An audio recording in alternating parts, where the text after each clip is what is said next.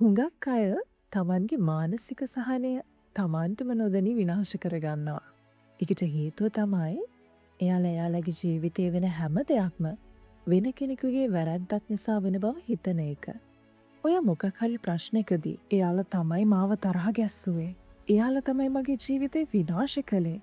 මට මෙහෙම දැනෙන්නේ එයාලා නිසා කියලා කියන හැම මොහොතකම ඔයාට පැහැදිලිව ඒ ප්‍රශ්නය ගැන හිතන්න තියෙන හැකියාව නැති වෙලා යනවා.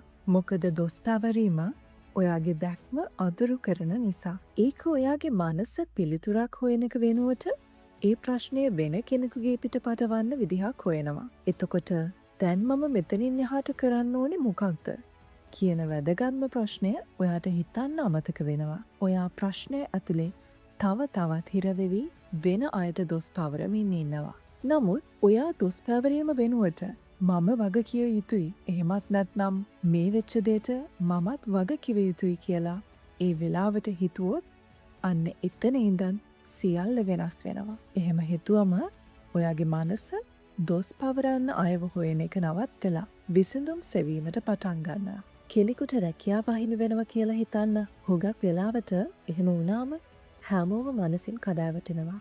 මේ සමාදම මගේ අනාගතය විනාශ කළා, මගේ ජීවිතය ඉවරයි, මට කිසි දෙයක් හරියන්නේ නැහැ කියලා හිත ඉන්නවා. දැන් ඒකෙන් සිදුවෙන්නේ මොකද්ද කියලා හොලින් බලන්න. හීනමානයක් ඇති වෙනවා, තරහක් හෝ දුකක් ඇති වෙනවා. එයාලගේ සිතුවිලි හැඟීම් මත පදනම් වෙනවා.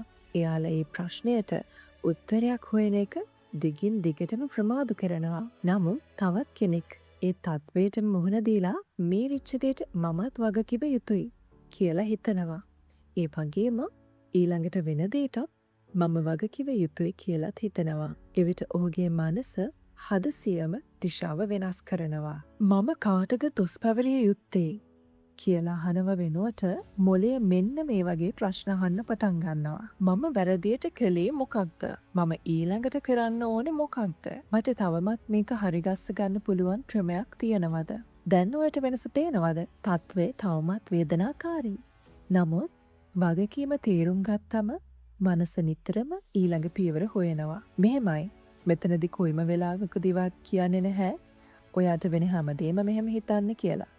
නමුත් ඔයා මුහුණ දෙන සිටුේෂන් වලදී ඔයා ඉමෝෂනල් නොවි සිටුේෂන් එක කන්ට්‍රෝල් කරගන්න මේක අනිවාර්යෙන්ම උදව් වෙනවා. ඔයා දැන් නිකමට හිතලා බලන්න.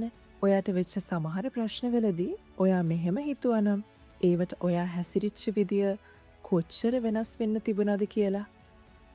මනෝවිද්‍යාඥයන් මේක අභ්‍යන්තර පාලන කේන්ද්‍රය ලෙස හඳුන්වනවා.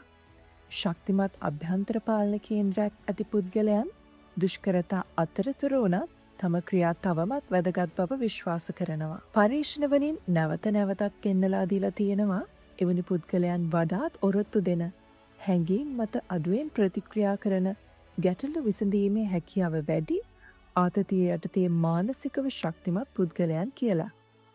දොස් පැවරීම මගින් නිතරම වගකීම් අනුන් මත පටවලා නිදහස් වෙන්න හදනවා.